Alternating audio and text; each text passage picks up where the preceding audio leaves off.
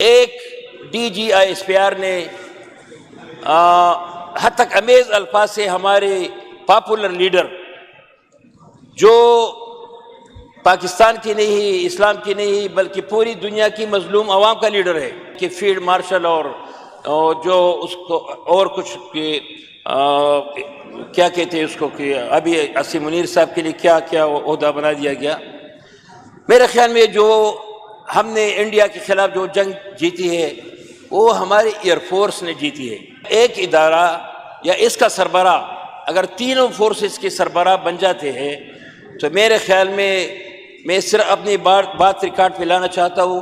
ایسا نہ ہو خدا نہ کرے کہ کبھی کسی جہاز کو حکم دے کہ آپ سمندر میں ڈوب جاؤ اور سمندری جہاز کو کہہ دے یا کہ بھائی آپ ہوا میں اڑ جاؤ، اور آرمی کا ہماری جو انفینٹریز ہے، ہمارے توپخانے ہیں، ہماری جو